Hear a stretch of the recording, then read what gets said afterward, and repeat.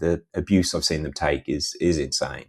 There was one drift car, it was about a 650 horsepower JZ. The guy driving it was his first time in an 8-speed, getting used to the sequential shifter setup. And he was in 5th and wanted to go to 3rd, and he went 5th to 7th, and then 6,500 RPM and dumped the clutch. And I heard the JZ build up all this torque, and I was expecting a loud bang from a tail shaft or the gearbox to explode. And it just bogged down and spun the tyres in 7th. And I was like, oof, shit, this has got some torque handling.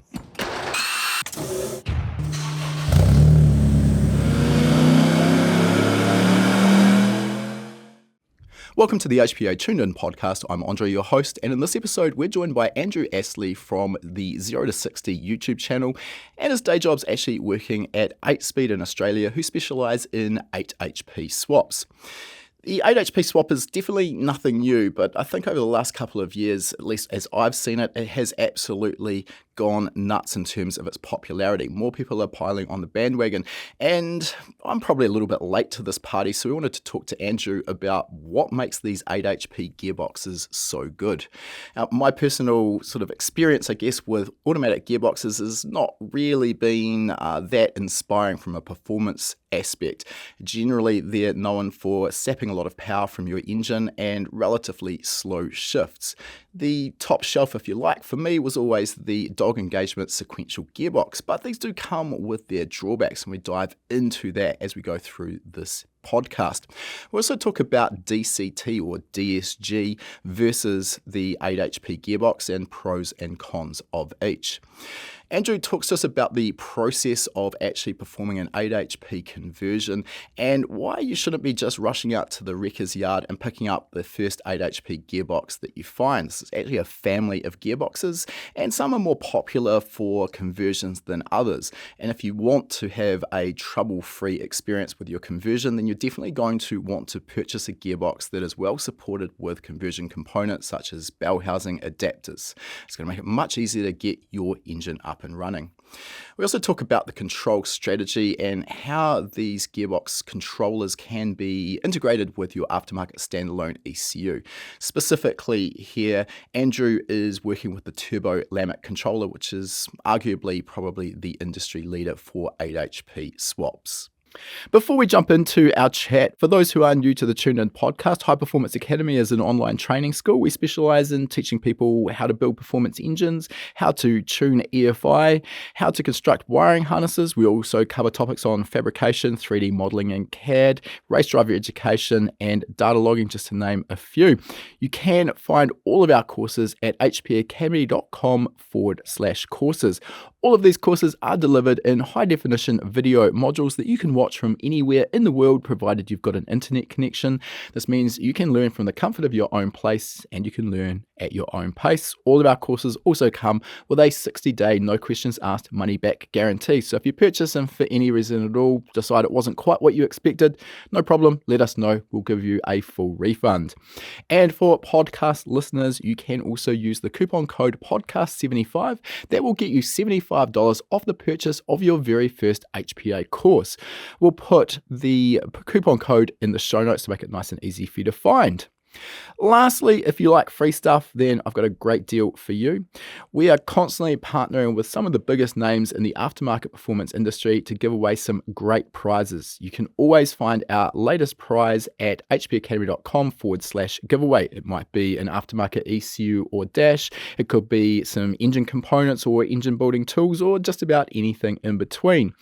They are great prizes, and we will ship them free of charge to your door if you're the winner. There's no tricks here, no purchase required to get your name into the draw. All right, enough with our introduction. Let's get into our interview now. All right, welcome to the podcast, Andrew. Thanks for joining us today. And as always, let's start by finding out a little bit about your background, specifically how you got a passion for cars. Well, obviously, thank you for having me. Looking forward to this. I was definitely born into it. So I was born in a town in England called Brackley, which is about 10 minutes from Silverstone Circuit. And it was a very motorsport, and still is very motorsport orientated. I remember I lived about 200 metres from the Jordan wind tunnel. Oh, wow. That's kind of motorsport alley over there, isn't it? You got a lot of F1 teams kind of set up in that area. It is. It's the home of F1. And further to that, my mother worked at the cafeteria at Silverstone. So school holidays, obviously this was back in the 90s. There was no I don't know, people looked at parenting very differently, but instead of being left with a babysitter, she would just take us to the circuit and throw us out and say, sort yourself out for the day while I'm at work. So we would just walk around all the teams, and that's how I all got started. Just the love of cars was right in at the deep end. Yeah, I guess that kind of normalizes the whole thing from the get-go, doesn't it? It does, yes. The passion's been there very strong. Father's very into cars, more so motorbikes probably, which I'm terrible at riding. But yeah, we're definitely a motorsport family. Okay, so how did the passion sort of grow, and when did you actually start messing around with your own cars? And based in the UK at that point in time, you're in Australia now, which we'll get on to. But what sort of cars have you got access to? Unfortunately, obviously, I was a child in the UK. I think I left when I was 14, but I do remember distinctly fitting a stereo to one of my father's cars when I was 8 or 9. God knows how I knew how to do that.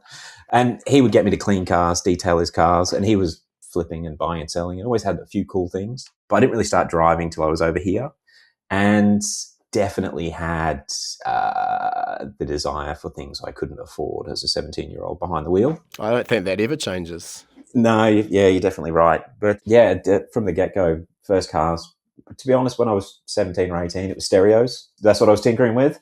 And I think the first performance modification I did, I was 20, and I put a remote mount turbo on my Ford Explorer. That's a pretty advanced modification, I must say.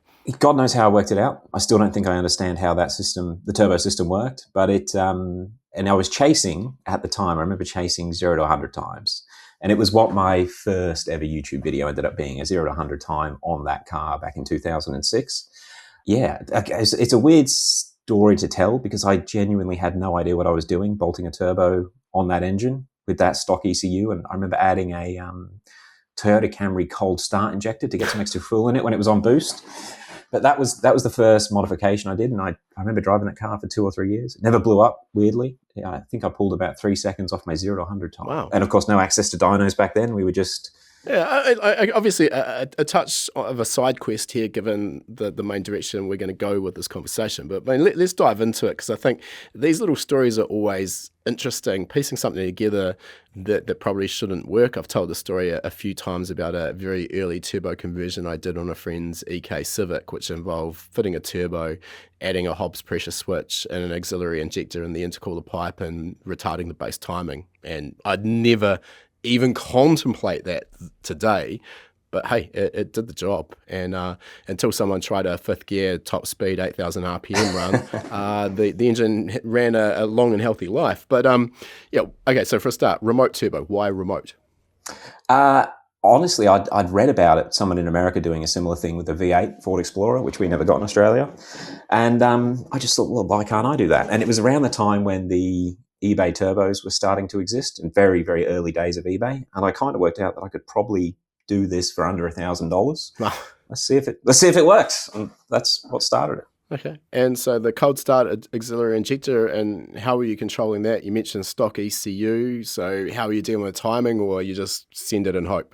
I didn't even know what ignition timing was back then. Yeah, the cold start injector was run on a Hobbs switch that was set up so as soon as about 1 psi of pressure in the intake, it would turn the injector on. It would only run about 3.5 pounds of boost before the factory ECU would say no fortunate. More. Yeah, so I remember getting it to consistently not go over 3 psi, and it would hold the power on and not be too bad. But God knows what was going on that engine. Don't know how it stayed together. Yeah, I mean, much like that Honda Civic that I just mentioned, and I had a little 3-cylinder Daihatsu Charade that I'd heavily modified with definitely not enough knowledge to get by with what I was doing. And you look back once you actually know what's going on inside an engine and sort of shake your head and think, how on earth did that engine live through it? But yeah, I think sometimes engines are a little bit more resilient than you actually give them credit for. Yeah, I probably should add some background. At the time, I was working in a car yard, detailing and selling cars on the weekend. I was around mechanics all week, so I wasn't completely flying blind, but it was definitely I think I can do this. Let's try it. There was no fear of it not working or doing anything wrong. Maybe that was a bad thing, but I've always had that mentality with car stuff. I think to a degree, there's a lot of satisfaction, a lot to be learned in having an idea, maybe doing the research to see how others have approached it, which honestly these days is obviously far, far easier. And then just getting your hands dirty, getting stuck in and figuring out how it all works. You're going to learn more by doing that yourself than you are from, watching a YouTube video of someone else doing it, or, reading an article of some cool car that's been built to break the internet. So yeah, I applaud you for getting stuck in. Yeah. Let's talk a little bit about your sort of education background. Is there sort of any formal qualifications or education that like sets you up for the car world, or best not to talk about? No, it's absolutely none. Back then, there weren't. I don't even know if there are other courses now that exist for high-level sort of automotive technical engineering. But yeah, back then it was. I very much had the process of I want X car, whether it was a brand new HSV or whatever the cool car was back then, and I just wanted to make the money to do it. And I was in my younger days, I could spend 18 hours a day at work in the car yard, happy playing with things, driving vehicles. I still remember every car I ever drove when I was an early salesman was the best car in the world. So it was very easy to convince people that were in the passenger seat that it was also a really good car. I was living my best life back then, just around as many cars as I could be around. But yeah, no formal education at all. So it sounds like at this point in your life, the work is really just a means to an end, and that's just buying the next cool car that you set your sights on. It was, absolutely. And I probably should have added on then, around the time I had the remote mounted Ford Explorer, I also had a Commodore Cup car, which I was doing track days in. Yeah, it was just my tow car, the Ford Explorer, but it was the first one that I did the weird thing to, the weird modification. So I was conscious with money. Having a race car and a tow car was expensive, and you needed to be sensible. And well, I think sensible would probably be not having a race car, if I'm honest. No, sensible. Work harder and just have the race car. Yeah. But yeah, I don't think you'll find get a race car at the top of any financial sort of advice book. But here we are. Yeah. Here we are anyway. Yeah. No, it definitely led to, there was no chance of doing any, because obviously education costs money or restricts what you can earn at the time. And the same with him being an apprentice, it wouldn't have paid for the race car. All right. Well, maybe sort of connect the dots for us up to sort of modern times. What's been your journey, your path along the way? And I guess maybe fill us in with what you'd consider to be your automotive skill set at this point in time. At the peak of my adolescence with playing with cars, that Turbo Ford Explorer, the business started to get a little bit more busy, a little bit more serious. And we were running the car yard with my father.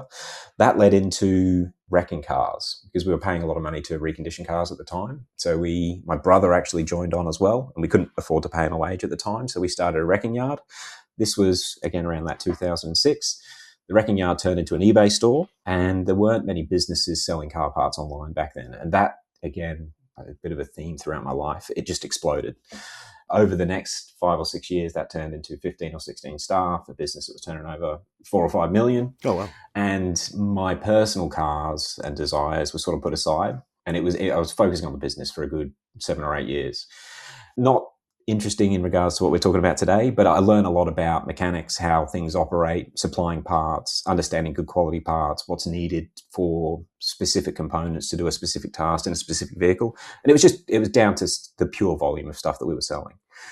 And I think in that business, we did well over 500,000 sales in that 8 years. So it was a lot of reach in Australia with Australian vehicles. Yeah, it's not a small operation if you're 16 staff and turning over that sort of volume. Yeah, it was horrible. So busy, just so many things going on. And I say horrible because it did take away my time to play with my toys and build my cars, that sort of stuff. And that's sort of led on to around 2016, we sold that business. We had another 2 businesses running alongside those as well. One was a motorcycle suspension business. So we were doing high-end race suspension. That also spread off, and we had a national MX motocross team racing with all the factory guys. That was a good sort of learning curve on building race engines, race suspension, running teams, that sort of stuff. Not in the car world, which I would have liked it to have been, but definitely a cheaper way to experience the highest level of that type of motorsport. And yeah, when the car parts business got sold, I actually started the YouTube stuff. Okay. Yeah, more so initially it was just to teach myself about being on camera, which I still don't like doing, but 900 videos later, I still don't like the cameras. But that led me down a path where I could justify putting time into doing my own stuff, playing with the cars I wanted to play with, and not feeling like I was wasting time. Sure.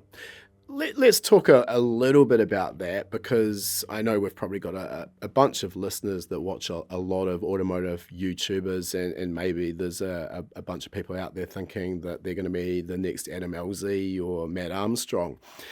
What's the reality? What's the reality of starting an automotive YouTube channel? I probably don't have the best praise for it because the amount of time and energy I've put into mine over the last 10 years. But even if you're not the superstar that Matt Armstrong is or Adam LZ, it teaches you discipline that I didn't even get with the business. It's really good at forcing you to learn. And if you're open and honest with your audience, it's a great way of learning as well, because if you say something that's not right, somebody will correct you. Yes, you're absolutely right. The YouTube comment section loves to point out any minor error or major error that you've made. Oh, absolutely. And I think this really goes for social media in general. And I have found this over the last 20 odd years. If you're going to put yourself out there, be that Instagram, TikTok, or YouTube, and you're going to claim yourself as an expert in the field, which we obviously do, you need to grow a pretty thick skin, because the comment section can get pretty feral. Oh, absolutely. And look, I should be honest as well. I think I've been blessed with my comment section over the years. Most of my followers are really fair and very supportive. And even if I say it's not been a great business idea to do YouTube for me, it's probably been one of the best things I've done in regards to growing my knowledge, growing me as a person. And even I've got a relatively small channel, the community that the guys have in my comment section is incredible. I feel very blessed to have the following that I do have, and I do have no regrets. That's fair, and maybe my comment needs a little bit of elaboration. Likewise, I would say that we have some great followers, and it's a great community involved with HPA. It's a vocal minority, and it always is, no matter who you are. But of course, that vocal minority are the comments that you tend to focus in on, and those are the ones that sort of frustrate you and keep you up at night. But I learned many years ago to not let that get under my skin, so I think that's just fine. I also like what you say about it's a way of learning, and I think the whole High Performance Academy journey has been very similar. I was a professional tuner for 15 plus years before transitioning to High Performance Academy. And thanks to a university degree, I think I had a pretty good way of breaking down a complex concept and explaining it, which I guess is why we have seen success. However, it's interesting when you go to present either a YouTube video or a course module on a particular topic that you already know inside and out, and you don't even have to think about. And then when you actually start trying to explain it, you realize all of the minor little holes in your knowledge. And I think what I like about teaching is you actually end up learning the topic better than you thought you knew it. So it's been an interesting experience like that. In order to teach something, you really have to know that topic inside and out, upside down and backwards. Otherwise it doesn't work. Oh, I couldn't agree more with that. Yeah, that definitely reigns true with my experience. Sorry, following on as well, the YouTube journey really got out of control around 2020 or 2019 when I bought a particular vehicle, which is what I'd say most of my followers are hanging around for the next video for, with the beautiful BMW N54 engine. And to this day, I'm not sure why I really bought that car, but that engine in particular sparked something inside me with learning how to build. It made me want to learn how to build engines, understand turbo systems, and it really pushed me to be where I am today. And again, the knowledge that I've gained because I was trying to make a YouTube video, I never would have got that any other way. Well, I could have, but it would have taken a long time, if that makes sense. Sure. For the non-BMW fanatics out there, can you give us a sort of a high-level view of that engine, what makes it so special? So I think the true reason that it became popular is it was quite capable of making a lot of power in a fairly stock form. It was BMW's first direct-injected petrol turbo engine, and in stock turbo form, you can make 500 wheel horsepower with spending very little on the car. It's no joke. No, it's a significant engine, really. So it's cheap performance, but they've definitely got a name for themselves for being very expensive to maintain.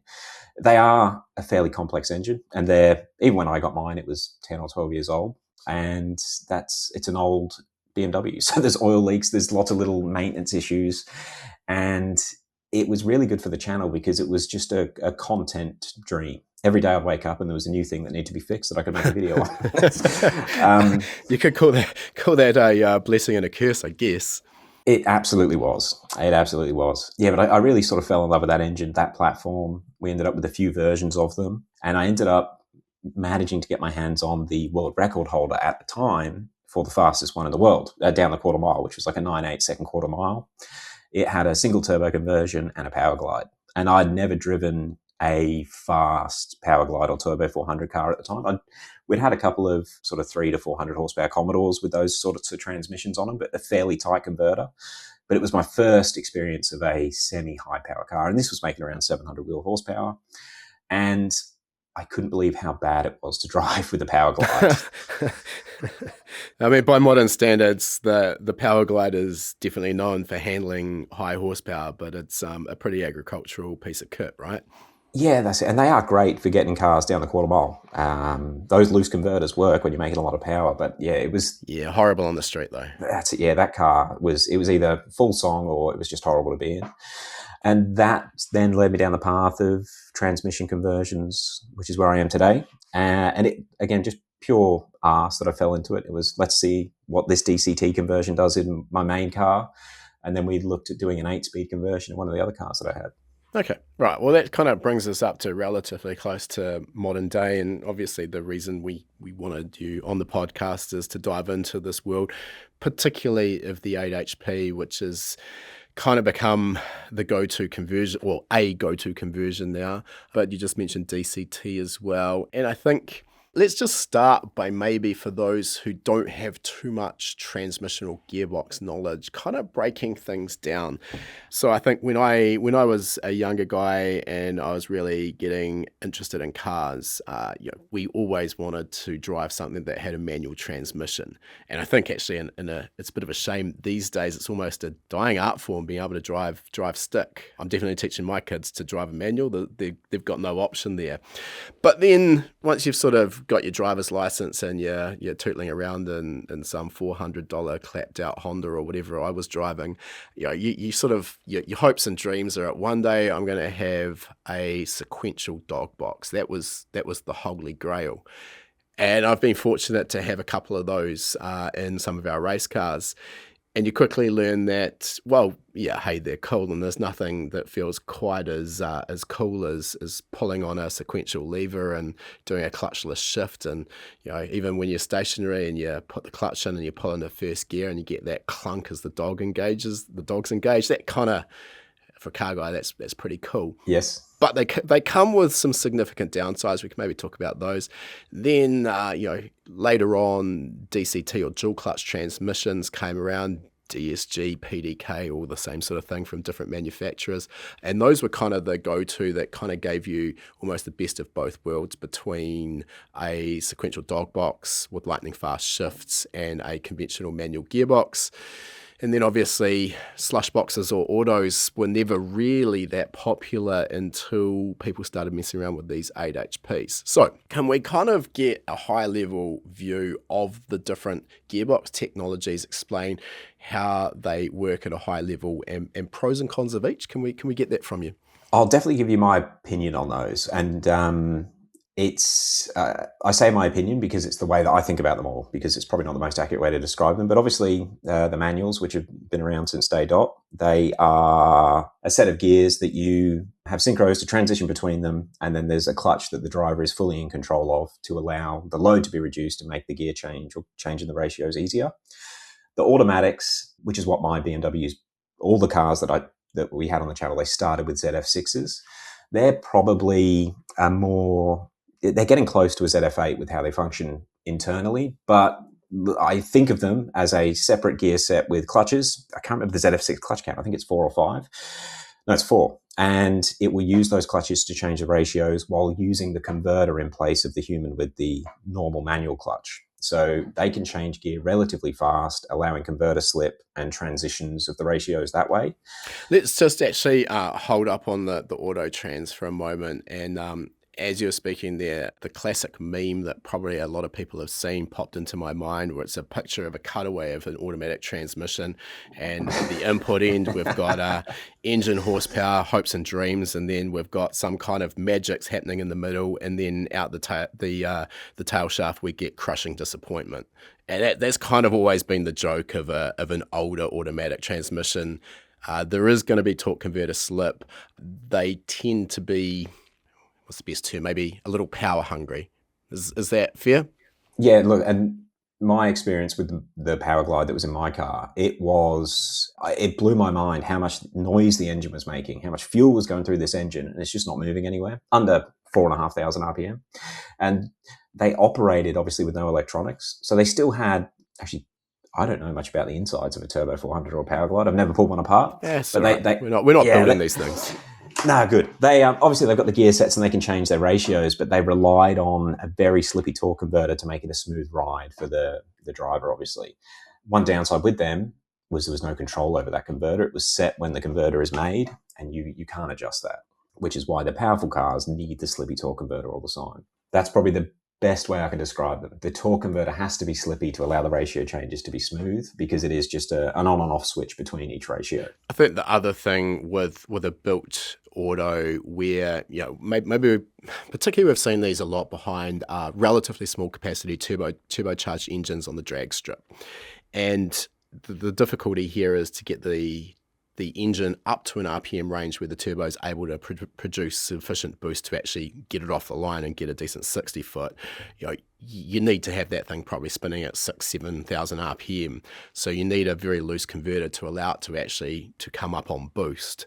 And then the flip side of that is trying to drive that anywhere except down the return road at the drag strip is not going to be great for fuel economy, efficiency, or your mental health.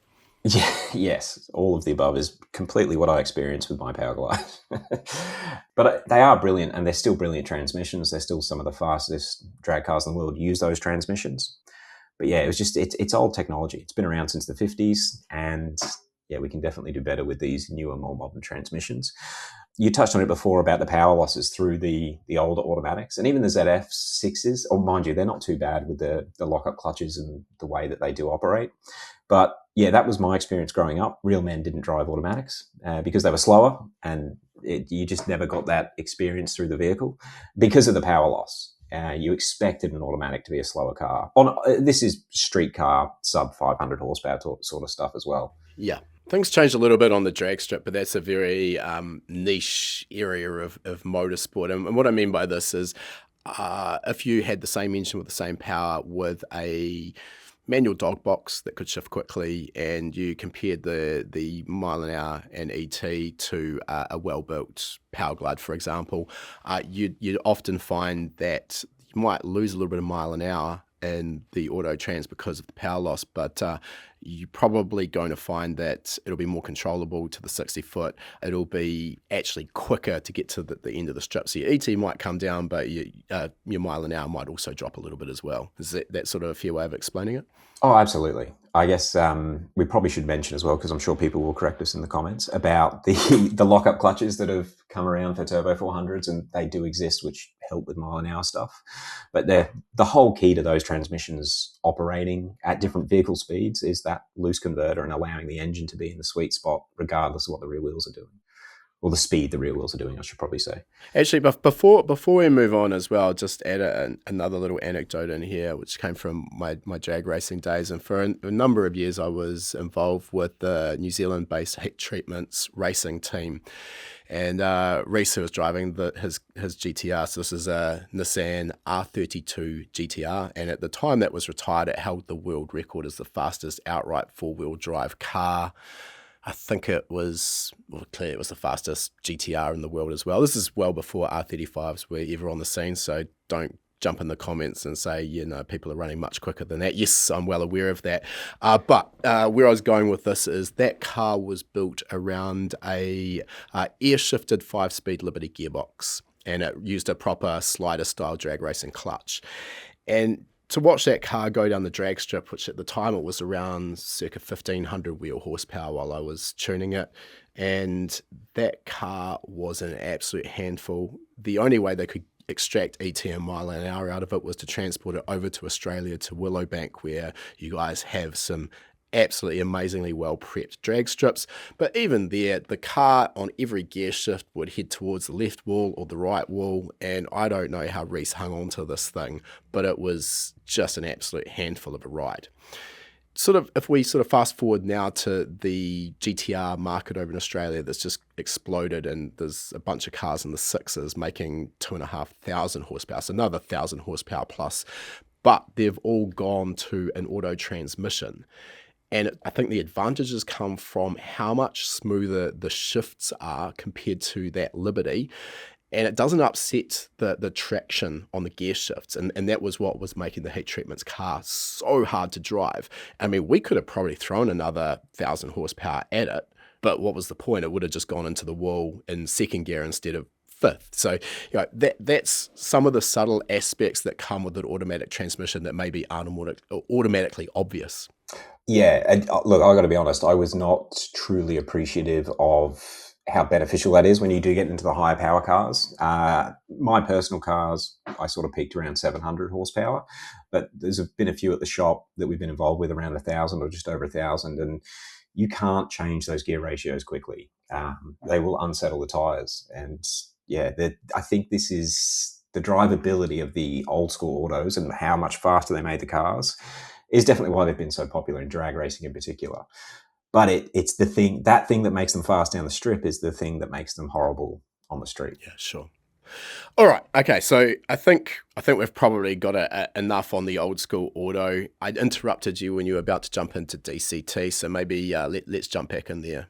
So with the DCTs, they sort of hit the OEM market 20 odd years ago now, a bit over 20 years ago, and they approached the ratio change.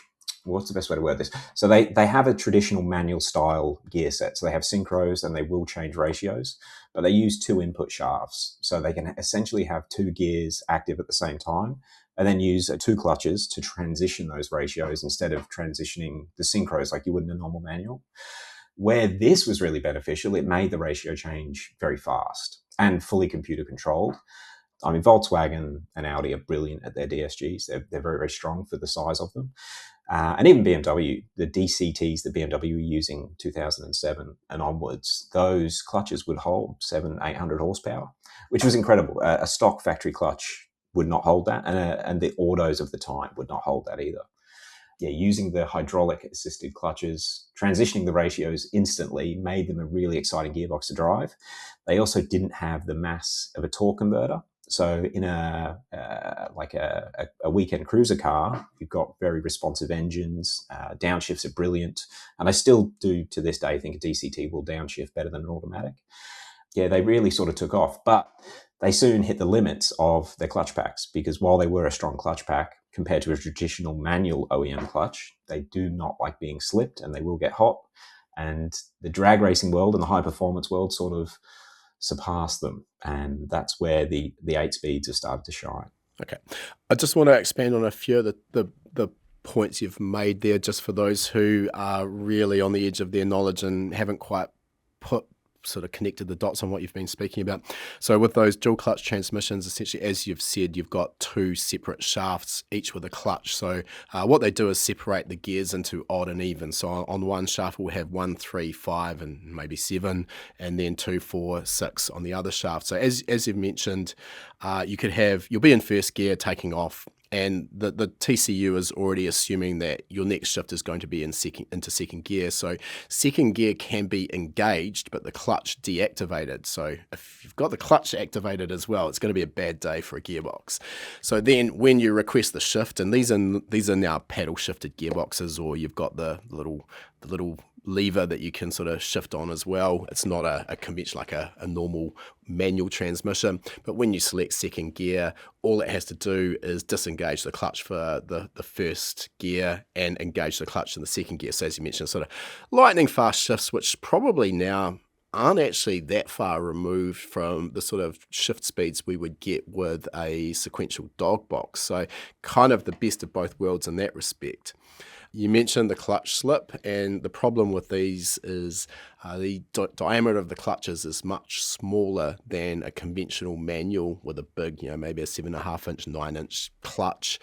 And you've got multi-plate, and the individual clutch plates are very thin. So as you mentioned, almost any amount of slip, and you're just going to cook the clutches, and that's the end of them. It's made it really hard for the drag racing world. We've had Tony Palo from T1 in the States on the podcast talking about his R35 GTR DCT challenges, and you can't slip the clutch off the line, so that makes it really difficult, particularly with these bigger turbos. Now, I'd say another potential downside with the DCT boxes is they're physically bulky and then by definition physically heavy, correct? They are.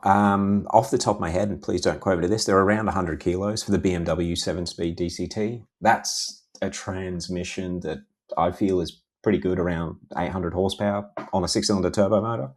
I don't know how it'd go on an 800 horsepower LS, but which, to be fair, it's about 40 kilos heavier than a Power Glide. But in my experience, and the reason I did the DCT back then, going from even a ZF6 to a DCT, my car was faster with the DCT transmission.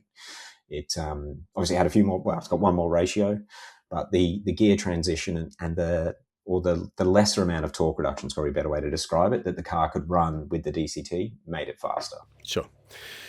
Now, in terms of weight as well, I might not be quite on point here, but looking at our Toyota 86 Endurance car, which has a Hollinger paddle-shifted 6-speed dog box, I think that particular box is somewhere around about 40 kilograms. So now you're talking a weight difference of 60. And when you're building race cars, that's substantial. For a road car, probably not actually a big deal, but it's dependent on the application. If you're a fan of the podcast and you're interested in topics like engine tuning, automotive wiring, performance engine building, 3D modeling in CAD, or anything else in the high-performance industry, I have something that you might be interested in. Introducing the High Performance Academy VIP package. This package of courses gives you lifetime access to all of HPA's online training for one price. These courses cover everything from tuning and reflashing petrol and diesel engines, through to motorsport wiring, engine building, fabrication, design, car setup, and plenty more.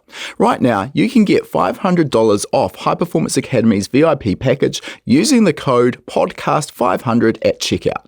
Becoming a VIP means you'll never pay for another course again. You'll get instant access to all 40 plus courses we currently offer, plus every new course we ever release in the future. Want to define maps or tune with WinOLS? Curious about CAN bus devices, or how CAD can help make your dream build a reality? These in-depth topics, as well as many others, each have their own dedicated course that are going to help you master whatever it is you want to learn. And as a VIP member, you're not just getting the courses, you'll also join HPA's online community with lifetime access to our member forums and members' webinar lessons. Again, the code is podcast500 for that $500 discount. Just head over to hpacademy.com to check out the full VIP package and everything it contains. All right, let's get back to the episode. Let's move on and talk about the 8HP, which is our main topic for today. And why has this become such a important transmission in the aftermarket world? So it was essentially an evolution of the ZF6 with another two ratios. They managed to package that extra gear set into the same size. So physically, the top spec ZF6 is the same size as the top spec ZF8. And the OEMs, to my understanding, they went and developed this as far as they could for emissions. Obviously, 2006, 2008, Euro standards were increasing and fuel efficiency was becoming much more important. The less slip that the transmission experiences through the torque converter means it's going to use less fuel. And I think that's really why they developed the 8-speed to the level they did. The flip side of that was they've created a transmission that runs with nearly no slip. It gives you 8 ratios, and that means it's a fast transmission. There's very little loss Very little drivetrain loss through the transmission. Okay, so essentially, if we compared the output from an 8 HP to a dog box, you're not going to see a dramatic difference like you would with an older automatic transmission. No, not at all. On the dyno that we have at work, the mainline hub dyno, we generally see, so if it's 900 horsepower with a sequential, it'll be 880, 890 with the 8-speed, and it's close enough that could just be air temperature differences playing a role. Yeah. Yep. Yeah, and the thing that I always worked on with the YouTube videos was draggy times. And yeah, the 8-speed was 0.4 of a second faster than my ZF6. Wow. Yeah, that's no joke. Oh, that was on a 100 to 200. So on a quarter mile, again, it'll be a bigger difference again. Sure. Yeah, the big thing that makes the 8-speed so popular for the aftermarket world, and why I think they've sort of taken off so well, is talking back about the clutch packs for the DCTs. You had the 2 clutch packs. The 8-speed has 5, and they're a very similar size to the DCT clutches. So you've essentially got an extra 3 clutches to manage that torque. And the way the 8-speed works, it uses 3 of them per gear ratio. So you have to have 3 clutches engaged. So at any point in time, you've got a fairly large amount of clutch surface area. So the torque handling capability is not as limited as a conventional DCT. No, it's incredible. You can slip the hell out of an 8-speed, Okay. and especially with the converter as well for launching, where you're really slipping the converter. But in a lot of the drift cars we've set up, I remember in the early days being concerned about putting clutch pedals on them, and the abuse I've seen them take is insane. There was one drift car, it was about a 650 horsepower JZ. The guy driving it was his first time in an 8-speed, getting used to the sequential shifter setup. And he was in 5th and wanted to go to 3rd, and he went 5th to 7th, and then 6,500 RPM and dumped the clutch. And I heard the JZ build up all this torque, and I was expecting a loud bang from a tail shaft or the gearbox to explode. And it just bogged down and spun the tyres in 7th. And I was like, oof, shit. This has got some torque handling. All right, a couple more questions before we sort of move on further. You've mentioned the clutches, you've mentioned the extra gears, the lack of slip compared to a conventional automatic transmission. As I understand it, though, shift times as well are dramatically, or can be dramatically faster on an 8 HP. Is that correct? So there's a few different ways to think about this. A DCT, to my knowledge, currently has the fastest official clutch time between the 2 transmissions, and I think I've seen data logs where they're shifting around 180 milliseconds. I haven't seen a 8-speed shift that fast, but the 8-speed, from the logic that I've been able to see from the ones I played with, they shift in a different way. The DCT, you really don't want to crossfade that clutch transition. You want to turn one off and then turn the new one on. Where with the 8-speed, they're quite happy transitioning. So you do, every time they do change, there is a little bit of clutch bind, but that allows you to have, say, a 300 or 400 millisecond shift while maintaining a good amount of torque going to the back wheels. So a properly set up 8-speed with a decent controller on your acceleration curve, you won't be able to see the shifts at all.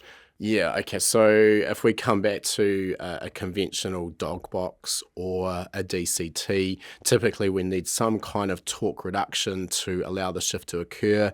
In a dog engagement gearbox, the design of the dogs have a back cut. So we can, if we're in second gear and we're at full throttle, no amount of force from your arm is going to pull that gearbox out of second gear. What you physically need is a torque reduction to allow the dogs to disengage and the next gear to engage. Typically, that might be done by an ignition cart, a fuel cart, ignition and a fuel cart, or a lift on the throttle. But something needs to reduce that engine torque. So even though it might only be, an 80 millisecond torque reduction, that's 80 milliseconds where you don't have full engine torque. So what you're saying is, and the same goes with the DCT as I mentioned, what you're saying is you don't really need that torque reduction. You can shift while maintaining almost full torque. Yeah, look, from my experience, so let's keep it sensible, say under 700 horsepower, you can definitely shift and maintain full torque, allowing a little bit of a crossfade. So you don't get the sharp RPM drop that you'll get with a sequential or a DCT, but that means that the amount of torque that's making it to the rear wheels is higher over the period of the shift. I hope that translates to something that makes sense to everyone. Yeah, I think that makes sense. And I guess that would also coincide with the aspect I was mentioning before, where we're not really kind of upsetting the traction to the rear wheels during that shift. Oh, 100%. But yeah, unlike using just the slip from the converter, it's a fairly tight way to do that. Yeah, it's a little bit of a contentious subject because a lot of people do like that sharp RPM drop. They like the torque reduction sound, whether it's a shift cut or however it's being done with the specific ECU. But with the 8 speeds, you don't need to shift them that way. And if you're trying to chase fast times, it's nice to have a smooth transition.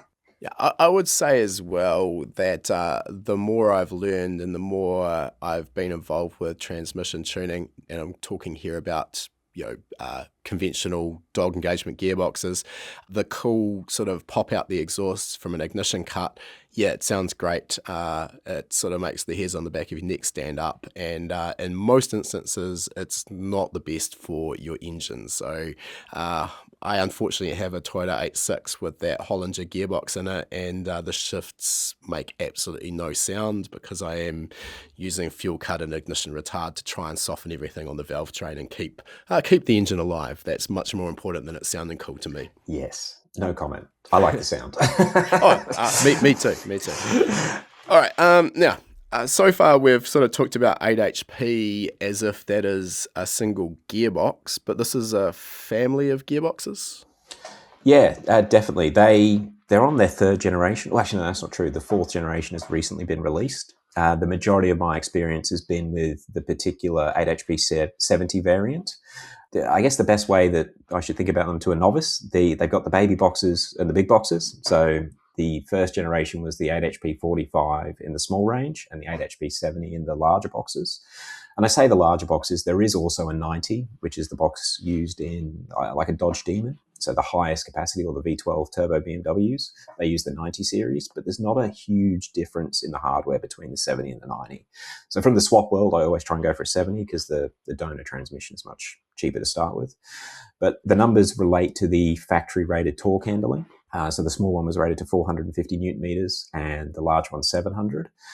My experience with the small boxes is pretty limited. I started using a 70. I like the way the 70s feel, and I try and, whenever we're speccing something with a customer, I'll try and recommend to use a box that's stronger than they need, and that does allow you to lean on the clutches a lot more if you're chasing records or you're trying to have an ultimately fast car. You don't need to rely on engine torque reduction to get the shifts right.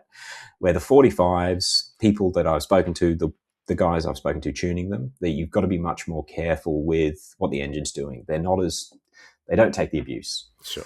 Yeah, okay. Unless there was a significant price or weight advantage in the smaller box, I would say it is a no-brainer to go to the 70. Yeah, and we should also mention, obviously, the power of the chassis is definitely relevant. If you've got a car that makes 400 horsepower and weighs 1,200 kilos, 45 is going to be happy. Yeah, it's just the higher spec, and it seems everything makes 1,000 horsepower these days in the street car world. And even the slower cars are still 600 or 700 horsepower. And I do speak to people quite often that are trying to use a 45 or a 50 in that power range, and it doesn't end well. It is cheaper. It is a smaller box, but it doesn't end well. In terms of the vehicles we're going to source these out of, you've mentioned so far Dodge and BMW. Is that sort of the main OEs that we're using the 8HP? And are the specific models in the BMW world that you're looking at to source a donor box? So the amount of manufacturers that use them I still find it quite surprising. Obviously, in the last 10 years, there's been a lot of new Chinese manufacturers enter the marketplace. But speaking to the more common brands, so Porsche, BMW, Jaguar, Land Rover, Dodge over in the States, they were all using 8HPs in as many models as they could. With the Dodge, obviously, it's Jeep and their whole family of vehicles as well. But the thing that's been a challenge for the swap guys is you need to be able to adapt it to your engine. So throughout the evolve, as all the swaps have evolved, there's more and more adapters popping up and more adapters made to suit a larger range of transmissions, if that makes sense. Yeah. But a lot of my experience and a lot of my knowledge is on the BMW ones. I always try and use them because I know all the little caveats, all the little weird knobs that might hang in the way or be a problem in a tunnel, and all the little weird stuff. And they are all different. All got the same clutches, but the cases are all very different. Yep. In terms of what, this might be just a constantly moving target, but in terms of what someone's going to expect to pay for one of these 700 Nm rated 8HPs, can you ballpark us in AUD? In AUD, in our market, it's the $4,000 to $5,000 mark currently. Certain swaps might be a little bit higher, some might be a bit lower, but if you have that in as a ballpark figure, you're pretty safe. In Europe, that number is much less. They're a much more common transmission to get the ones that we want for the swaps. And in America, I see numbers floating around that I get very jealous of. But again, there's a lot more boxes in the wrecking yards, and I think there's just a lot more used transmissions available. And the adapters are there now for the Dodge 8HPs, the Jeep 8HPs, even the Jeep Eco Diesel. They had an 8HP 70 in there. The whole car is not worth a lot of money in America, so you can get the gearboxes very cheap. Okay. From what I see, I think we have to pay the most for these transmissions in the world. Lucky you. Yeah, I mean, yes. I haven't really been shopping around, but New Zealand and Australia tend to share our economics, so I would imagine the same would go for us over here. While you've been talking and about all of the different sort of variations from different manufacturers, am I right here in guessing that if you've got an engine or a chassis and engine that is supported by someone that's doing an 8HP swap, that your first port of call is probably not going to go to your local wrecker and just buy the first 8HP you find, but rather source a conversion package, which might be the gearbox itself, plus the most important part of this is going to be the adapter between the bell housing of the gearbox and your block? Yeah, 100% correct. It sucks. So many people see a cheap 8-speed. It's still almost a weekly occurrence. I'll speak to someone that's managed to buy one from an LDV because it was $500. And unfortunately, you just can't use them in the swaps yet because the adapters don't exist. So my recommendation is obviously start with your engine, find what adapters are available, and then what transmissions those adapters will suit. As there's been more controllers entering the market as well, depending on which way you want to go with control, that does also limit the compatible brains that you're going to use in these transmissions, because the OEM hardware does vary throughout the generations. Okay. Yeah, we'll get on to the control strategy soon, because that's kind of, as I see it, make or break. But first of all, we physically need to get the transmission actually fitted up behind our engine. So it's not just going to be a case of adapting the automatic transmission, the 8HP, behind our engine. It's also adapting the torque converter to the back of the crankshaft. So typically in an automatic transmission equipped engine, you don't have a flywheel on the end of your crankshaft. You've got a flex plate, and then the torque converter bolts up to that. Am I safe to assume that the same goes with an 8HP? Yeah, I do. I completely glossed over it. So all of the adapter kits that we've ever been involved in, they also come with the adapter to make sure that the original converter bolts up. Yeah, okay. I mean, it makes sense. One is useless without the other, essentially. 100%, yes. But I do also still see people realizing, or not realizing, the converters are different. And each engine has its own torque converter. So even BMW might use 3 or 4 different torque converters in the same transmission. Okay. All right. So that gets us bolted up behind the engine with our torque converter in place, ready to do its job. I'm kind of going out on a limb here and assuming that physically the 8HP is going to be a bigger gearbox if you're converting from a factory manual transmission. Am I right? So T56s or TR6060s are a very similar size. Okay. Yeah, we always try and use a particular N57 variant of the 8HP. It's got quite a nice small bell housing. So on that transition from engine block into the tunnel is normally pretty safe. The thing that is always an issue, well, the only thing that is an issue is the rear section of the box. The 8HP maintains its height quite a long way back, where a lot of older transmissions will taper down to the output flange. That's normally the biggest issue we see right at the back of the box, but they fit in most 1990 on tunnels. Okay. All right. Sort of if I'm looking at the rest of the physical conversion, there's going to be a transmission cross member to mount that into the chassis and support it. Obviously, we need to make up a tail shaft. I mean, there's nothing different here than any engine conversion. That's just goes with the territory. One other sort of question that popped into my mind. Normally, when we're talking about a conventional automatic transmission, the final drive, if we've got an OE vehicle that came out with an auto version or auto option and a manual transmission option, typically in my experience, the auto will always have a much, much taller final drive than the manual variant. Does this go for 8HP? And kind of the question I'm aiming at here is, would we need to make an adjustment to the final drive if we're taking out a manual and fitting an 8HP? So generally, you can get away with not changing your diff ratio. It's not ideal, but you do have those 8 ratios to play with. A lot of the swaps that we do don't change the diff ratios, and we just don't use first gear in the 8 HP. They do have a double overdrive, so 7th and 8th are both overdrive. I'm going to get the ratio wrong, but it's around a 0.7 for 8th gear. But yeah, most swaps don't need the diffs, assuming they're under a 411. When you're on a 4.3 or higher, you're getting to the point where you're not going to use second gear as well. It's sort of eroding some of the advantages of having 8 gears in the first place. You're hitting the nail on the head. Yeah, most of the factory performance 8 HPs have a diff ratio around 3 or 3.08, which is a fairly common manual diff ratio. But yeah, 9 times out of 10, you don't need to change the diff, which is great. Okay. Yeah, good to know. I mean, that's obviously an added expense and an added hassle factor if you do need to change your diff ratio. Okay, so at this point, we've physically got the gearbox mounted in the car. There's obviously an adaptation required to get the shifter in there. I assume we can probably add paddles to the back of the steering wheel as another option for shifting gear as well. Yeah, absolutely. So they are fully electronically controlled, all of the 8 HP variants that we deal with. There were some early versions that still had a cable selector, but they don't really get used in swaps. So essentially, all you're doing is telling the controller what the driver wants to do. So you can do them with CAN keypads, basic switches, which is what the sequential style shifters are. So you get that nearly sequential feel, or paddles. Yeah, the way that you control the 8 HP, it comes down to the controller and how it's going to communicate with the driver, I guess. Okay. Which kind of brings me to what on face value I would see is probably the biggest challenge of the whole conversion is actually controlling the transmission and making it interface with the rest of your car electronics and most importantly your ECU, and whether that's a factory ECU or more likely, I'm guessing probably at this point, an aftermarket standalone ECU. So explain the lay of the land when it comes to the control side of things. So something, and I don't want to sound too warning about this, but the control of an 8 HP is quite complex. The way that they calculate clutch pressures to make them smooth, hold torque, there's a lot of calculations going on. The controller that I started my 8-speed journey with is the Turbo Lamic. Currently, to this day, it's the only full standalone purpose-built controller for this application. And I say it in that way because the other methods that exist, they manipulate data that's coming into the factory TCU. So there's pros and cons to both. There's definitely more things to do when you're setting up a full standalone unit, like a full standalone aftermarket engine ECU.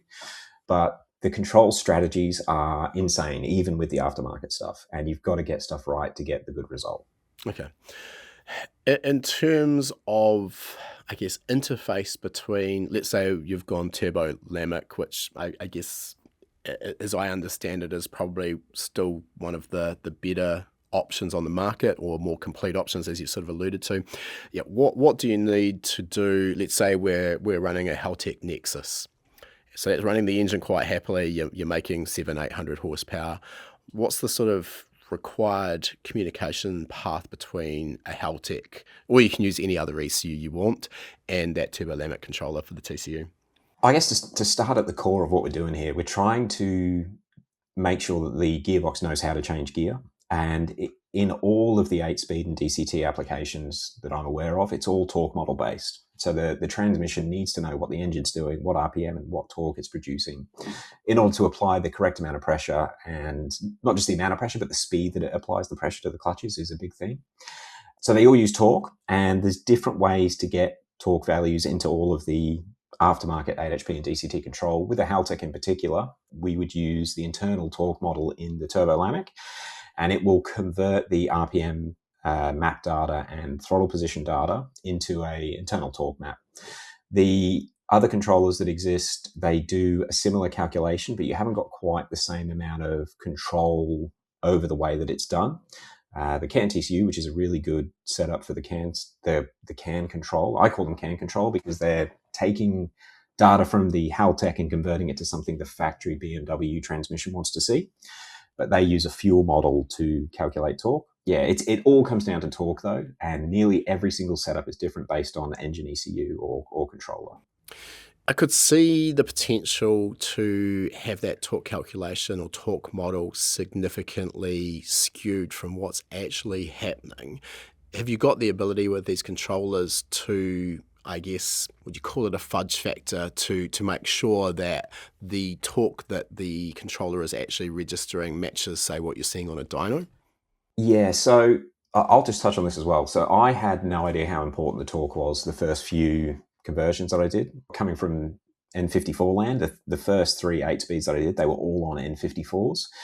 And the base maps that we were using were all based on N54s. So the torque model that was in my base maps was perfect for that engine. I see it mentioned on forums quite often. People will adjust their torque calculation to get desired shift results. And if you tell the controller that the engine's making more torque, it will shift faster and harder. My experience with doing that, it ends up causing more problems than you initially realize, because all of the controllers, even the aftermarket standalone one, they're trying to meet shift targets. They're trying to make it the perfect shift. And you can make that, they've all got modes for super smooth or very aggressive, so you can chirp the tires. And it's trying to work out and calculate how to transition the gears to get the desired shift. So if you tell it that it's making an extra 50 newton meters, it will reduce the pressure to shift smoothly, like the engine's actually making 100 newton meters. And what catches me out, still quite frequently, not so much with the turbolamics, but with the OEM controllers, is getting that balance of telling the torque that the gearbox wants to shift properly before the adaptations manipulate everything. And the problem I see, if you try and make it match a dyno, that dyno might not be what the BMW is expecting. Because, yeah, if your dyno dynamics is 50 newton meters out from how BMW calibrated that TCU, it's just not going to work properly. Or perfectly, I should say. Yeah, that is a valid point. I did use the dyno just as one example, but you're absolutely spot on. I mean, anyone who's been around dynos knows that you put your car on 5 different dynos, and you get 5 different torque and horsepower figures. So useful to a point, maybe only. Yeah, look, and I will say this: if I've got a dyno number, I will make sure that my peak numbers match. And with all of these transmissions, the important area is the low load stuff. It's really easy to make any of them shift aggressively and fast. So race car stuff's quite easy to calibrate and set up. But getting it smooth for all conditions, when someone's stuck in traffic and the engine might be making 20 or 30 or 40 newton meters, a 20 newton meter variance is a problem in that range. So it doesn't need to be complicated. You don't need a dyno, but the way that I calibrate them all, whether it's a DCT or an 8-speed with any controller, is you have the transmission in the lowest, softest, smoothest mode that's available, and make sure all adaptations are zeroed out. And then you set the base torque numbers based on a perfect shift. So a nice, soft, smooth shift without excessive slip. So as long as you've got a controller that shows you clutch slip, you can just keep lowering your torque numbers until those low load shifts are perfect, and then generally extrapolate out across to the peak torque range. And that normally gets them 99% of the way there. So you don't need the expensive equipment to calibrate them. You just do it based on the vehicle. It's not sounding too scary at this stage. In terms of the data that you just mentioned the controller needs, am I right in assuming here that you're just taking, in the case of the Haltech, the conventional CAN data stream that it uses to transmit to a dash, and that gives the controller everything it needs in terms of RPM, throttle position, manifold absolute pressure, etc.? Yeah, 100%. That's it. The turbolamic torque model is the one I've spent the most amount of time playing with. And the core of it is just RPM versus manifold pressure. Okay. You might be able to actually touch on this a little bit. I know OEMs calculate torque in a varying number of ways. A lot of them like to rely on air mass in the cylinder and then converting that to a torque value with 100 corrections around it as well. Yeah. But the turbolamic is an air-based torque model, I should say, and I think it works really well. I haven't had an engine that I haven't been able to get it consistent across the entire power band and working well. But on the same note, the fuel models work as well. Yeah, I think this is a difficult one in the aftermarket standalone world. The OE controllers for EC engines have been torque-based for a long time because there are a lot of advantages from doing that, and definitely around transmission control as well. The problem, I guess, in the aftermarket standalone world is maybe there's not so many advantages, and as I've gone through this process with Motec's GPRP Pro on our Toyota 86 race car, it just adds another layer of complexity to the configuration and tuning process. Now, having gone through that and now being familiar with it, I wouldn't say you don't have to be a rocket scientist to do it. It's not an overly complicated task. It's just different. And most people don't like change. So when you're used to tuning a speed density based aftermarket standalone ECU and you don't have to worry about torque or any of these other tables, torque request tables, you do your thing and that's what you do every day of the week. It's easy. So people kind of resist moving to something more complicated. So I think we're going to see aftermarket standalone stick to speed density primarily. I think there's probably going to be a bit more kind of background torque modeling going on as these sort of 8 HP conversions and DCT conversions, anything that requires accurate torque modeling becomes more and more common, I guess. Yeah, 100%. Although my take on it is we don't need it. Each ECU, they do calculate the torque differently, and your Motec torque is going to be different to an Mtron torque. And ultimately, what we're doing with these swaps, we need the torque that the gearbox wants. We need to know those numbers there. So even when you are supplied a torque value into the TCU, sometimes you do need to change it anyway. It's not that complicated. It's not. The actual number is not that important. It's just getting the number that makes the transmission work. I think you've probably already covered this, but just for complete transparency, I just want to dive into this. So I've had a little bit of involvement with, it was a Volkswagen Mark V Golf Cup car, which we ran a DSG gearbox and we put a Cyvex plug-and-play ECU on it. And the way that communication works, Cyvex have done all of the hard work and the CAN bus to make everything seamless. So not a lot of work from me as a tuner, but basically the communication would go that when you request an upshift, the TCU would send a torque reduction request through to the engine control unit. And it would wait until the torque that's being produced drops to that request limit before it would start the shift. And once the shift's complete, then the torque would be allowed to increase again. So it was this backwards and forwards, so two-way communication was required to make that DSG work. Now, you sort of said that the 8 HP can mostly at least up to 700 horsepower, 800 horsepower shift without a torque reduction. At higher power levels, is a torque reduction required? And if so, do we need that two-way communication? So I think you can definitely make them a better experience to drive with the two-way communication. We have got a customer running 1,000 wheel horsepower Barra with no torque reduction. The ECU and the configuration that was on the engine just didn't allow it. And he just wanted to see how long it lasted. And as far as I'm aware, it hasn't broken yet.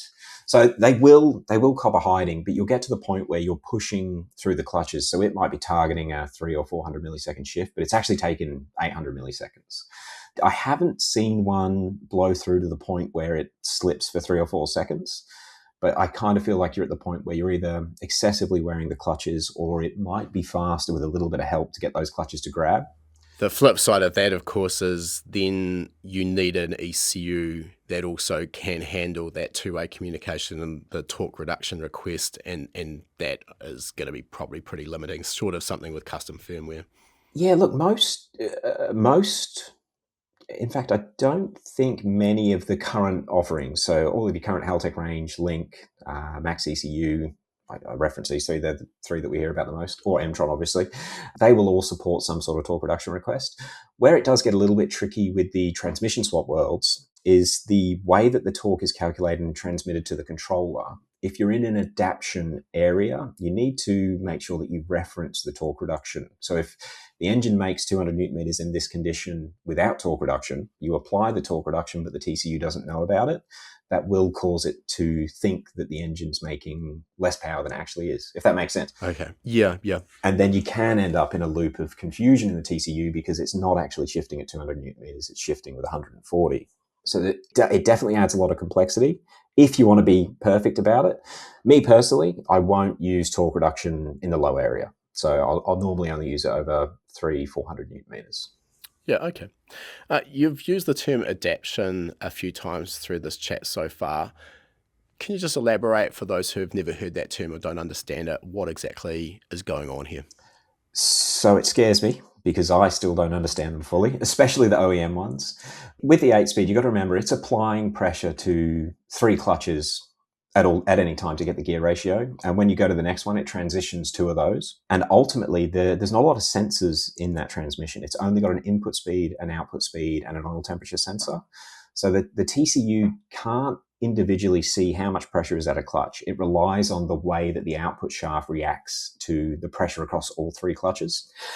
And the strength of these clutches, I think a lot of people don't really understand. So we're talking such a good example, actually. So I was setting up a new style of CAN controller, and the guy that had done the programming hadn't set up a full transmission of an accurate newton meter torque values. He was new to 8HPs and he'd set up 25 newton meter jumps. And I was trying to get a car driving nice, and at 150 newton meters being transmitted to the 8HP, and this is super low driving as well, the transmission would slip. And if I changed it to whatever the transition was to get the 175 newton meter value, and I must have been playing in the 160 range. So I'd either have it slipping, I'd add 5 newton meters, do exactly the same shift, and it would shift like a race car.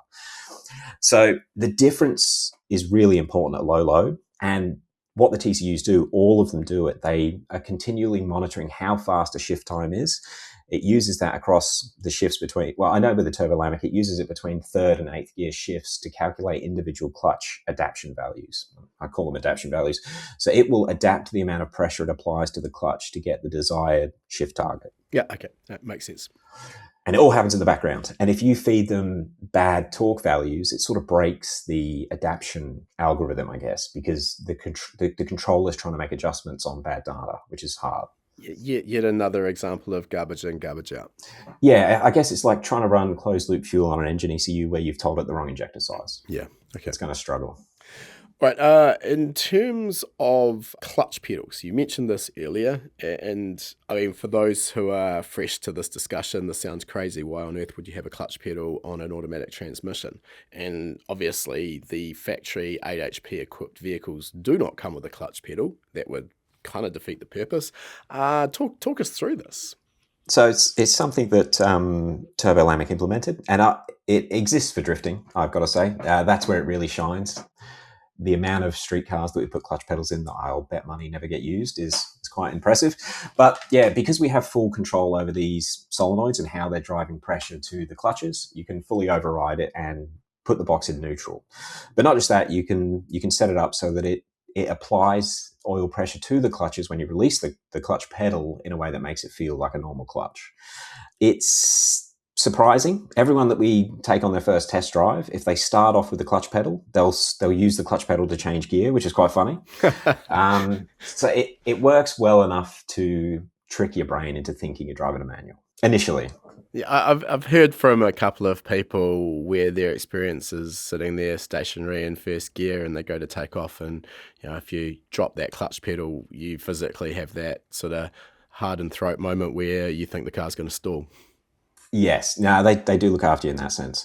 The clutches are great for drifting and great if you want to do a little clutch kick on the street, maybe if you were that way inclined. Sounding like a non-essential. I would not use one, but I don't do drifting either. Our shop is very drift car orientated, so we do a lot of clutch pedal setups, and it works really well for drifting. I'm interested at probably a subtle aspect of this that's maybe not that important, but I mean, just for me, driving manual transmissions, the feel that you get from a clutch pedal in a conventional manual, you've got a muscle memory of what you expect. Is that kind of replicated? Because I'm assuming here there's no need for a hydraulic master cylinder in this system. Correct. So there's a few different clutch emulators or simulators on the market now. The biggest hurdle that we find is getting it to feel like an aggressive twin plate clutch, because you might have this drift car engine that makes 500 or 600 horsepower. You don't want the clutch to feel like it's a Hyundai Excel. So that's the hardest part, emulating a heavy clutch. The way that we did it initially, we used a sealed unit and a valve spring. So there was the air pressure would build up and the spring resistance. The pedal is close to a normal clutch, but you don't quite get that spring resistance point that you do feel with a pressure plate. And the control side, you can actually program in initial bite, consistent bite throughout the pedal, or hit it with a heap of oil pressure. You can completely tune the way the controller applies pressure based on the speed that you release the clutch pedal as well, which is important because we cocked it up on the very first one we did. We turned 2 drive shafts into 2-piece shafts immediately. Oh, that's not fun. Yeah, we didn't program enough of a delay. So we programmed an instantaneous application of oil pressure, and it just munched some drive shafts, which we're in a car that had been drifting with a manual for years. Yeah, they can be very aggressive. Yeah, okay. With the clutch kick, the way that's sort of opening up those clutches and then obviously they're grabbing again, I mean, is it safe to assume that there's not really a noticeable deterioration in the life expectancy and wear on those clutches? No, we can't see anything. One of the cars that we did late 2022, just utter abuse. Just gets started up, burnouts, skids, and it's a drift car. And yeah, we've changed oil on that a couple of times, and it just looks like a normal 8-speed. Okay. The next question I've got is a bit of a selfish one with a background in drag racing. So, automatic transmissions for drag racing, generally a trans brake, so you can engage first gear and reverse while you're on the line, so you can get your turbo spooled up. And we've talked about the loose converter to allow that to happen, and then you let go of a button and it's game on. I'm guessing that trans brake's not really a thing on the 8HP, so I could assume if you had the clutch pedal, you could launch the 8HP like a conventional manual. Is there another alternative you'd suggest for a pure drag racing application? No, we just use trans brake. Okay, so it does use a trans brake. They do, yeah. Interestingly enough, the factory Dodge Demon TCU supports trans brake. So Dodge Demon stock TCUs have trans brake. So still in the exact same way, engaging first and reverse? Yes, with a turbo lamp, you can actually do it in first, second, or third and activate the brake. And yeah, it works just like a factory car. Sorry, not factory car, like a traditional Turbo 400 or Power Glide will. Okay. You got that instantaneous release of the clutches, and it leaves the line. So how about, we've talked about the loose converter to allow it to sort of spool up when you've got a big turbo, small engine and no low RPM torque. How do you control what RPM you can leave the line at with an 8HP? So with a turbo Lamic, depending on the engine ECU that it's connected to, you can program RPM set points for the trans brake, which become like a 2-step rev limiter, I guess. But most people, I feel they will set that up on the engine ECU side. So we'll just have a signal that gets sent to the engine ECU to say trans brake is active, and it will activate a 2-step or however their control strategy is on the engine side. The Turbo Lamic has program functionality for converter lockup after trans brake release. So you can actually put it into a mode that is different to normal driving. So it'll actually slip the converter until 6th gear if you want. Or when I say slip the converter, not apply converter clutch pressure. Okay. Which is something you really need to do on a high power car. If you've got, say, 800 or 900 horsepower and you're shifting at the 60-foot mark, you need that converter slip or it's going to shock the tires. Yeah, so it sounds like a huge amount of control there. Almost the perfect compromise or combination of a drag racing slider clutch with the ability to control that slip and the automatic. Yes, yeah. The current 8HP drag record is Turbo Lamic. I'm not going to mention the time, but it's the car that they work on because I can't remember the time, but it's the fastest 8-speed in the world, well into the 7s. The control with the Turbo Lamic is great because you can adjust the amount of converter clutch pressure during a shift. You can make it run no pressure during a shift, and you can also adjust the actual clutch application during a shift as well. So you can really dial it into the limit of the tires and the surface. It does become a bit... land of diminishing returns. Obviously, these Turbo 400s work so well, just slipping the hell out of them until they're past the 8th mile. But with an 8-speed, if you get to the point where the chassis can put the power down, you could lock it up and it becomes a direct one rotation in, one rotation out type of setup. Yeah, right. And they will mile an hour really well. Yeah, okay. Now, if you're getting to the point of making well in excess of 700 newton meters, which, let's be honest, isn't going to be terribly difficult if you've got a big enough engine and big enough turbos, am I safe to assume there are options for aftermarket clutches, etc., to make them stronger? Yeah, absolutely. And people that are listening to this thinking about doing it, I'm fairly confident with a 6-cylinder turbo engine around 1,000 on a stock 8HP 70 with some sort of torque reduction just to look after the clutches a little bit.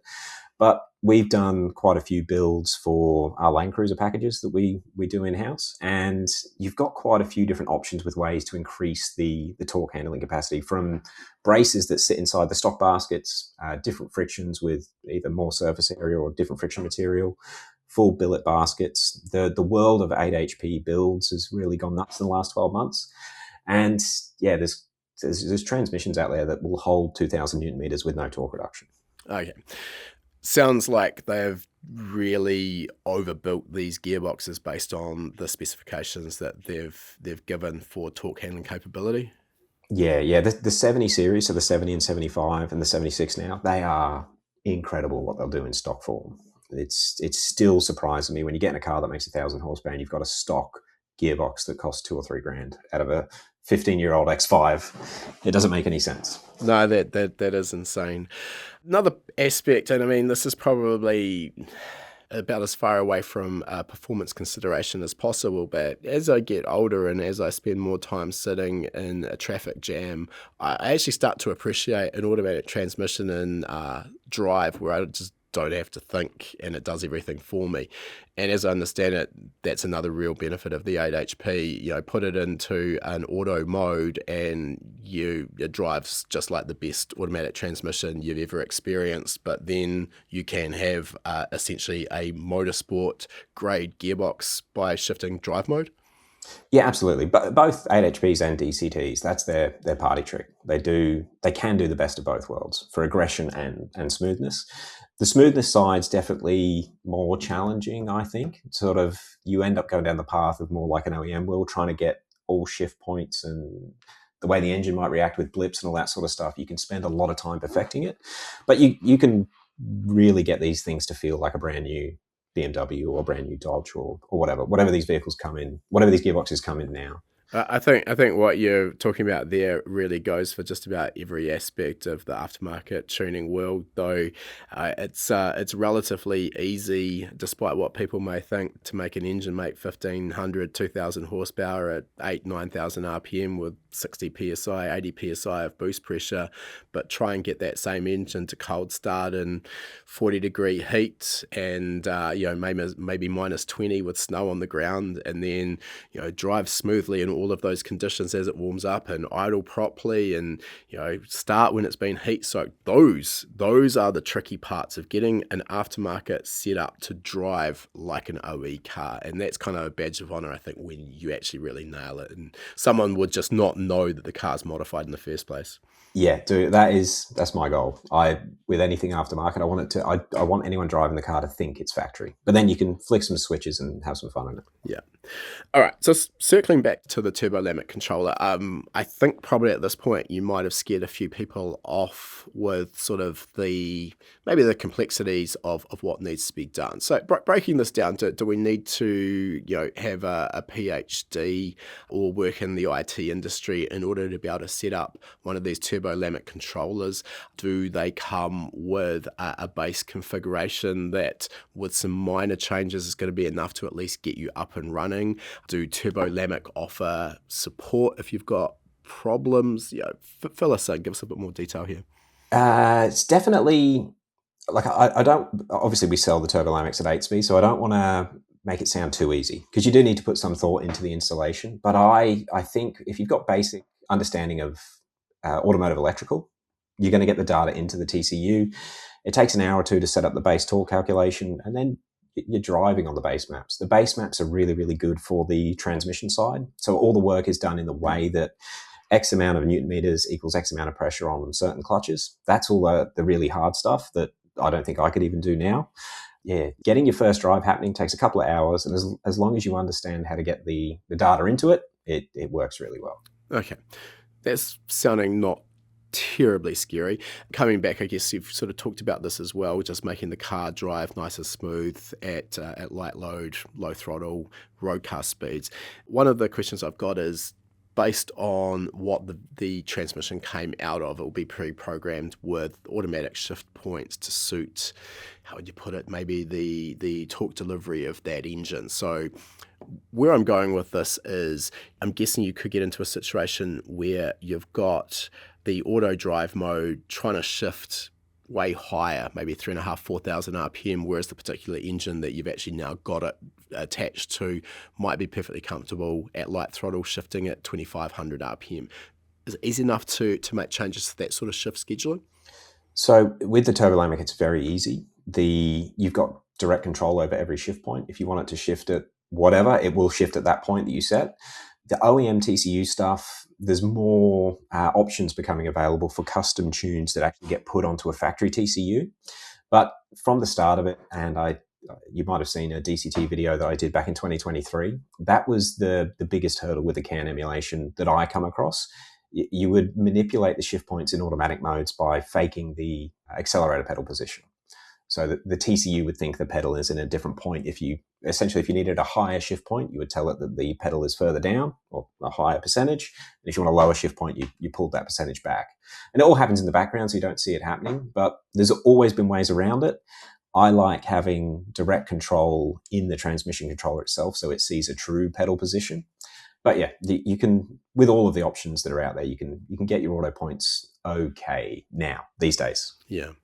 Just coming back to that point you made there about fudging the pedal position, I'm going out on a limb here. I assume you could have achieved a more thorough and arguably correct result by reflashing the TCU directly and changing the shift points in the TCU, and then leaving the sort of the CAN gateway providing the actual data. That would be another way of going about it? Yeah, I definitely prefer to do it that way. The one DCT car that we did back in 2023, that come back to us a couple of times that it had learnt some strange behavior, so weird take-up behaviors, and it sort of scared me off. So we haven't actually done a DCT for a customer since 2023, and to be fair, that solution that went into that car was much better than what was in it before, which just didn't work at all. But it's been a little bit of a goal of mine the last 12 months to learn how to make these DCTs work, understand the factory TCU control strategies, how they operate.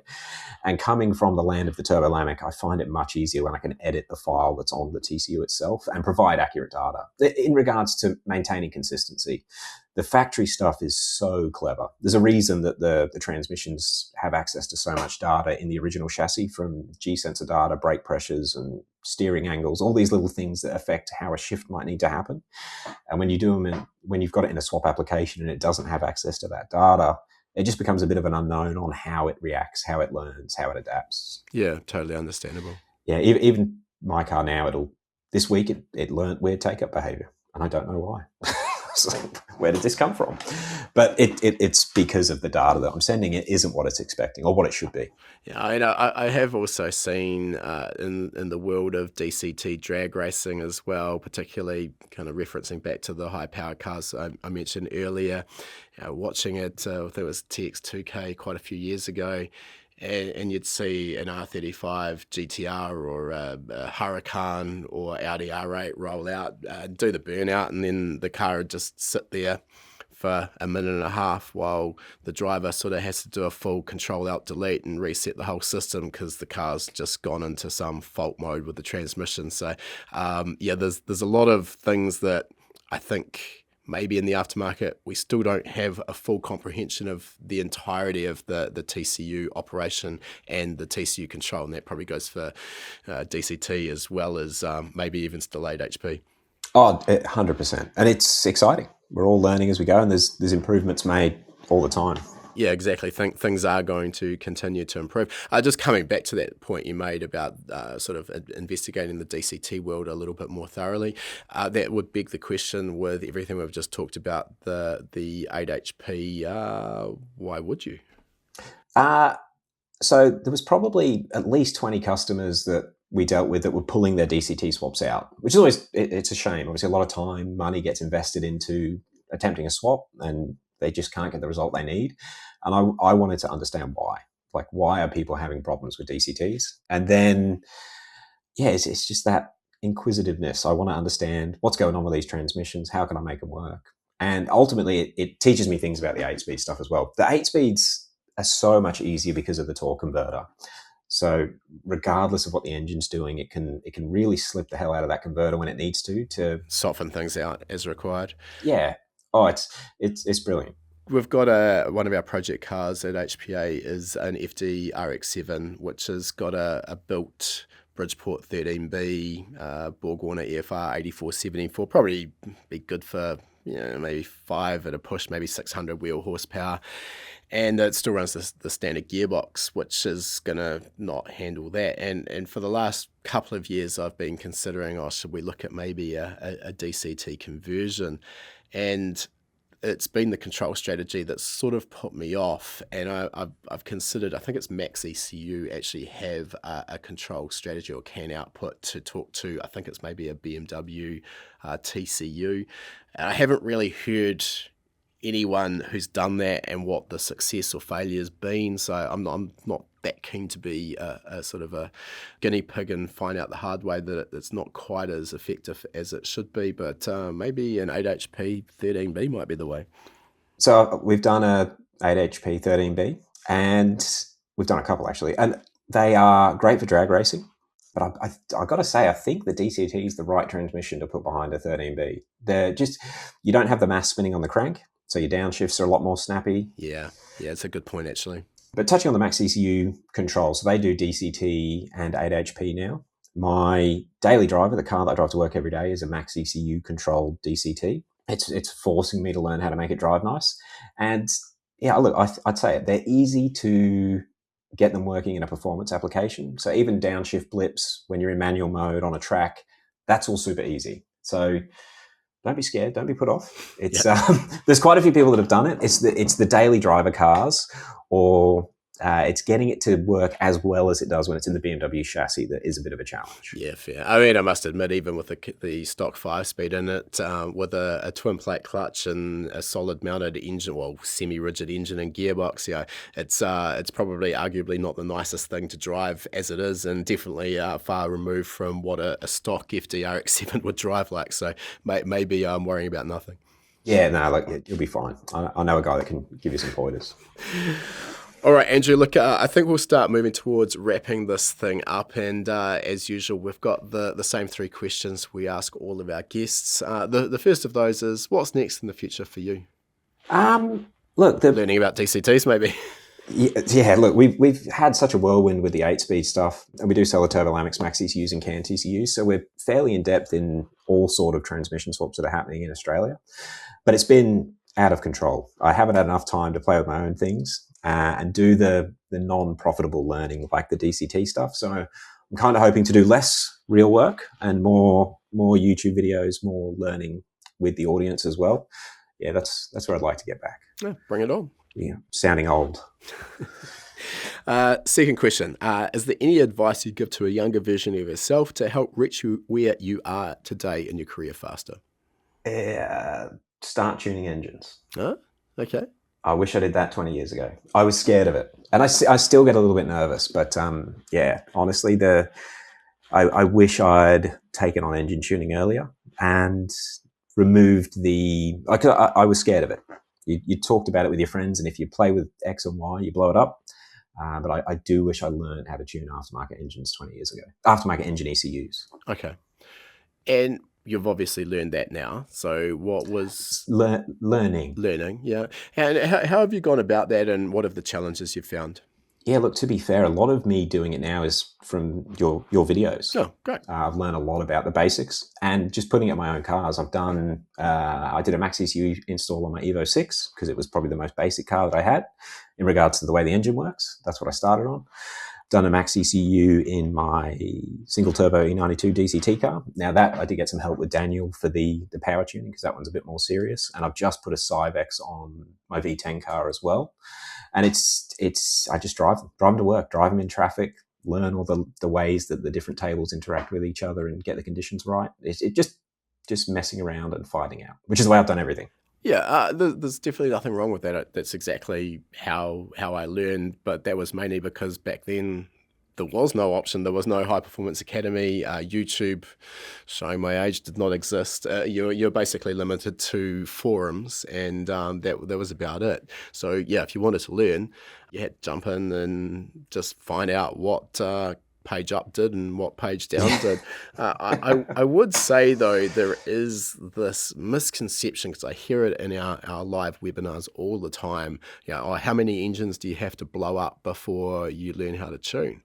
I'd say zero. There is definitely, the two do not go hand in hand. You don't have to break eggs, figuratively speaking, in this case, to make the omelette. If you understand what you're trying to achieve and you've at least got some idea of the air-fuel ratio you should be running, and you're listening for knock and you stay away from that, there's absolutely no requirement to break engines. And really, I only have broken engines where we've been trying to do something that probably shouldn't be doing. Making 1400 horsepower from a 2-litre 4G63. Mitsubishi never really expected that, so understandably it wasn't designed with that intent. But get out there and do it. The other advice I've always given is always better to have a couple of toys of your own, and that's exactly where you are by the sounds of it, that you can play around in your own time. You've got access to it all day, all night, all weekend, and you can just go and learn rather than trying to learn on a customer's car. It's possible, but that's potentially a dangerous way of learning how to tune, I believe. Yeah, 100%. And the knowledge that I got from your videos gave me the confidence and sort of dismissed the myth that you need to blow an engine up to learn how to tune, because you don't need to do that. And I haven't done that. You don't need to be silly with how you push the engines, aware of knock and fuel ratios, and you're fairly safe most of the time. Yeah. Touch wood, until something hardware fails. Exactly. All right. Our last question for today, Andrew. If people want to follow you and see what you're up to, how are they best to do so? So my only social media presence is the YouTube channel, which is 0 to 60 Tube. But if you're in Australia and you've got a genuine question and want to buy some 8-speed or DCT swap stuff, you can actually contact me directly at 8speed.au. But if you've got a general question and you're doing something with your own car and you're not in Australia, if you post a comment on one of my YouTube videos, I will see it. Yeah, so all of you guys from the US or Europe who are just wanting to pick Andrew's brains on his work time, don't be doing that. Please don't do that. Yeah, he's generous with his time to a point, but trying to run a business here as well. We can all understand that. Well, as usual, Andrew, we'll put those links into the show notes to make it easy for people to find. Look, it's been really interesting getting a bit more insight into a gearbox that I only really had a brief understanding of, and you've got me to the point where I'm quite excited about looking at what we can put one of these into in the near future. And there's obviously some potential there as well to add some auto tuning worked examples to our automatic transmission tuning course. So thanks heaps for your time. We really appreciate it. It was an absolute pleasure. Thank you. I hope you've enjoyed this episode of Tuned In, and don't forget, by using the code podcast500 at checkout, podcast listeners can get a huge $500 off our VIP package, which includes over 40 current courses, as well as a long list of courses to be released in the future. As a VIP, you'll also get lifetime access to our members-only webinars and our community forum. Lastly, we'd love it if you could leave a review or comment on your preferred podcast platform. Your feedback really helps us to reach a wider audience, which in turn allows us to continue bringing you more high-quality guests. As a thank you, each week we'll randomly select a review or comment from Spotify, Apple Podcasts, or YouTube and send the winner a free HPA t-shirt shipped anywhere in the world. It's also a great place to ask any questions you might have too, and if your review or comment is chosen, I'll do my best to answer them directly. So this week, a big shout out to Francisco Pinto, who said, I work as an engineer in an engine manufacturer for motorsport, and this podcast helps a lot with brainstorming new ideas. I find myself listening to the same episode 2 or 3 times. Great work, HPA. Oh, it's great to hear that you're seeing value in these interviews, and we'll keep them coming. If you get in touch with your t-shirt size and shipping details, we'll get a fresh tee shipped straight out to you. All right, that concludes our interview. And before we sign off, I just wanted to mention, for anyone who's been perhaps hiding under a rock and hasn't heard of High Performance Academy before, we are an online training school and we specialize in teaching a range of performance automotive topics, everything from engine tuning and engine building through to wiring, car suspension and wheel alignment, data analysis, and race driver education. Now remember, you've got that coupon code. You can use podcast75 at the checkout to get $75 off the purchase of your first course. You'll find our full course list at hpacademy.com/courses. Important to mention that when you purchase a course from us, that course is yours for life as well. It never expires. You can rewatch the course as many times as you like, whenever you like. The purchase of a course will also give you 3 months of access to our Gold membership. That gives you access to our private members only forum, which is the perfect place to get answers to your specific questions.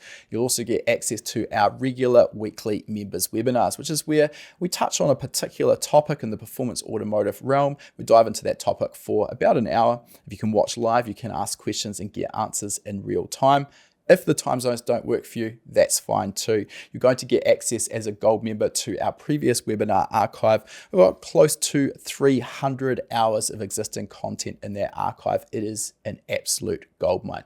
So remember that coupon code podcast75. Check out our course list at hpacademy.com/courses.